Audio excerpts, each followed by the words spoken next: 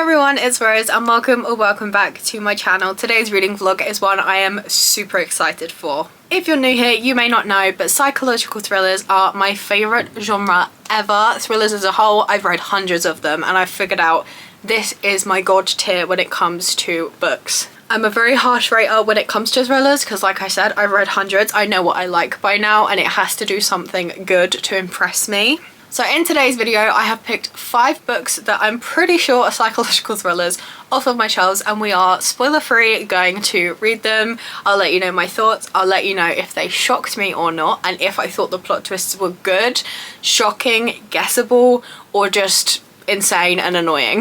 That's it. That's basically the premise of today's video. I just wanted an excuse to read from my favourite genre and bring you guys along with me. So let's get straight into it and talk about book 1, which is my current read, and that is The Soulmate by Sally Hepworth. Now, I actually started this last night and I'm about halfway through, and this is what spurred me on to make this video because this is one I feel like I need to tell you about. This is about a couple and they live in this beautiful house right by like the sea, by this like rocky outcrop kind of thing, but it is a place where a lot of people go to take their own lives, to jump off of this cliff, and the husband has talked someone down every single time they've gone out there until one day he doesn't manage it and she takes her life, and then the wife finds out that he used to know her, so the one time he recognizes someone is the one time he doesn't manage to save them. Is there more going on? Obviously, from that description you can tell there are deep and dark topics discussed in this book, as there probably will be in all the books I read in this video, so please check content warnings if you're gonna read any of them. I'm halfway through this and I already know that it's gonna give a high rating. The next books I buy are absolutely gonna be from Sally Hepworth because her writing is captivated me. There are short chapters, a lot of the chapters end on mini cliffhangers, they just keep the page turning. You are desperate to find out how this story is going to progress. I'm having such a good time and I'm going to go ahead and read the second half now, and I'll let you guys know what I end up rating it. Maybe the same angle, but it is in fact the next day. So last night I ended up finishing off The Soulmate by Sally Hepworth, and when I tell you, this book is amazing. I rated it 4 stars, but I've not been able to stop thinking about it since. All I've been doing today when I was at work, I was just thinking about this book. I may have to bump it up to a 4.5 because I definitely recommend. The plot twists got me. I couldn't have guessed them, and in the best way because it all made sense. Something that really annoys me is when I don't guess the plot twist, but it's because they're so unrealistic and outlandish that like it's thrown in there for shock factor, not to actually add all the points together. And this did it in a way that all added up, all made sense. You could tell if I probably reread it, I could see the clues that I'd missed or adding up to it. It was so good. Definitely dark, deep and twisted, and one I absolutely recommend if you want a psychological thriller that's gonna mess with your head. So that is the first book read. Now it's on for the book I'm reading today, which again I'm super excited for.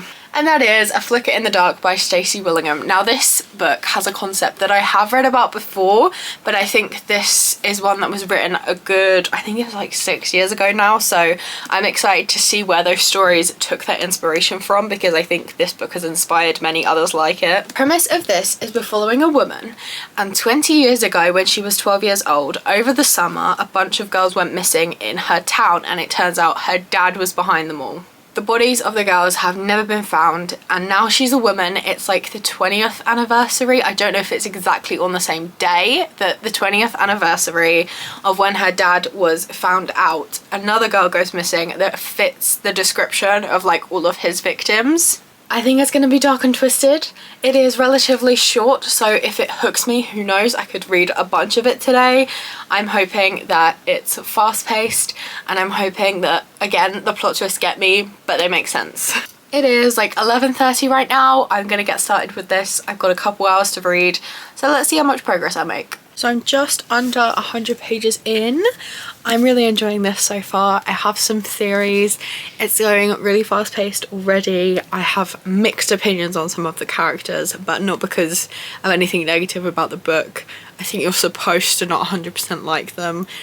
I don't know who to trust because I have theories that anyone could be behind this. Like, there's no hints, no clues, no idea. And I'm coming to my own conclusions. So far, having a good time. which is what I wanted, so that's great. So I am now just over halfway through A Flicker in the Dark. That's not even the page I'm on. I'm on page 193 and I think there's like 350 pages. So yeah, a little bit over halfway. I'm enjoying this one. I'm not as hooked as I was with The Soulmate, and I still keep thinking about The Soulmate, but this is good. I'm interested. I have a couple theories and I'm excited to see if I was right. I'm also excited to see how it ends and how it all wraps up. I probably won't finish it tonight, but I will probably finish it tomorrow because other than work I've got nothing going on. That's it, that's the update. With thrillers, can't really tell you anything that's going on, so we'll leave it there. I ended up finishing A Flicker in the Dark and I rated this book 3 stars. It was interesting, it was gripping, I was hooked. I guessed who it was from the moment I met them. Like, I guessed who was behind it all. Like, that's why it got 3, because it kind of ruined a lot of it, because that was who I had in my head the whole time, and then it was revealed that I was right, and I don't want to be right, I want to be shocked. It was good. I think if you're new to thrillers you will love this, but just I've read so many now that this felt predictable. Moving swiftly on, book 3 is going to be The Sleepwalkers by Scarlett Thomas. Now this was so kindly sent to me by Simon & Schuster. Came with a bookmark which I will of course be using, and this, I don't really know what it's about, to be honest. It's about a couple that goes on a honeymoon and that's where this is all set. I don't know if a murder happens, I don't know if there's a disappearance, I don't really know more than that. I just know that it's set on a Greek island. Yep, a Greek island. The husband is very flirty with the owner of the hotel they're at. So I don't know if maybe something happens there, but I'm going into it pretty much blind because this back gives nothing away. But that's how I like going into thrillers. It works for me. It doesn't really work for you guys because I can't give you any details about it, but it works for me. I like it that way. I like not knowing anything, so I have to figure it out for myself. So here is book number 3. I'm gonna get started. Once again, it's the same angle, different day, but this is the only angle with light right now because the weather is being so weird. It's all rainy and gloomy, but it's also so hot. I just don't understand. But that's not what we're here to talk about today. Today we're talking about The Sleepwalkers. I am 90 pages in, so I thought we would talk about my initial thoughts. And my initial thoughts aren't great. I'm not loving it. This so far has just been like a continuous letter. There's no chapters or anything, which long chapters are something I hate in books. So if it's no chapters at all, I'm gonna struggle. And it's basically a letter that this woman's writing to her husband. She's the one that's gone on the honeymoon with him, and she's writing it after the events that have happened. Obviously I don't even know what the events are yet, but she's like going back and writing to him about the events from her point of view, how she feels it happened. I'm just not invested. I don't like the characters, either of them. I don't like the side characters, but I don't feel strongly towards them one way or another. I don't like them, but I also don't hate them either, so there's nothing driving me to be invested. I am only 90 pages in, but this book is just under 300 pages, so that is a good chunk of the way in, so it really needs to pick up soon to keep me hooked. I get to see my cousin today. She's bringing my godson and her other children, who I'm so excited to see. I haven't seen them in so long, so I will not be reading mostly of today. I'll probably read in the evening once they've gone, but I really want to spend this time with them, so there probably won't be any updates for today, but I will let you know when I've read some more. I've got like 70 pages left. This book is not for me. It just feels like one long ramble. I'm not interested in the stories. There's no shocking plot twists. It's just characters trying to justify everything bad they've done. And like, I don't like anyone. I'm not rooting for anyone. I don't care how this ends up because I'm not invested. This is not going to get a high rating. I'm just putting it out there now. But I'm going to finish it now so we can move on to something better. Hello, hello, hello. So I ended up finishing The Sleepwalkers by Scarlett Thomas. And I rated this book 2 stars. It annoyed me, but honestly, like, I couldn't even be strongly annoyed because I couldn't muster up any strong feelings about this book. I didn't like the characters, but I didn't hate them enough to feel anything about them really. I didn't like the story, so I wasn't interested in where it was going. It had a disappointing ending. I can't really find anything to like about it, so honestly, I feel like 2 stars is generous.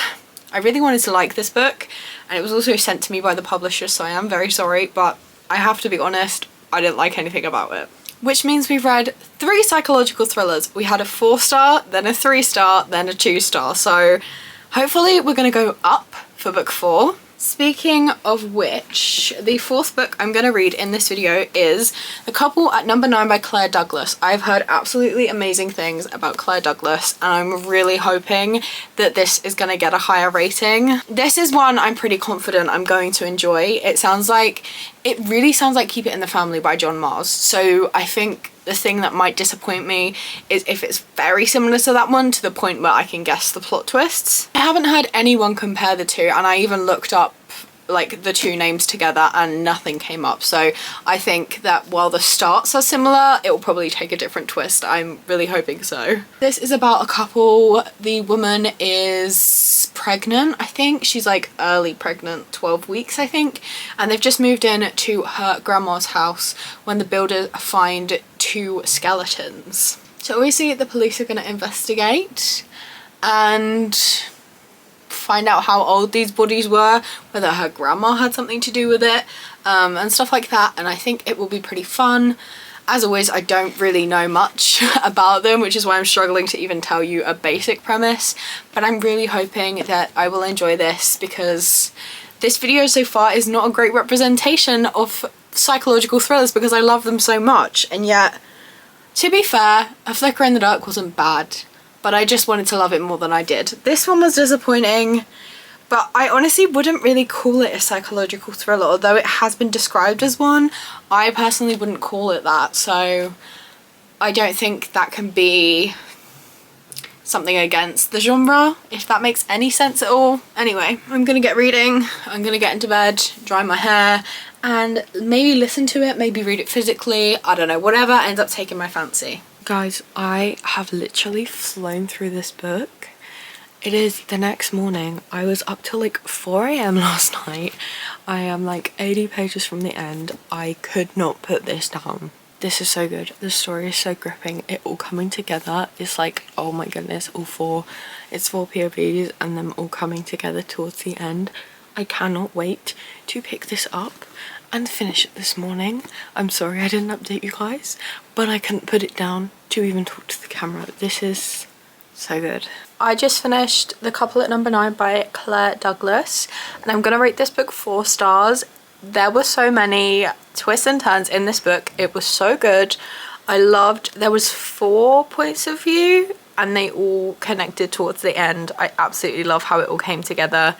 This was really, really good. It was really, really fun. It wasn't a 5-star just because I didn't love a couple of the plot twists, but I definitely recommend. Which means we only have 1 book left, and I actually don't know which one I want to read.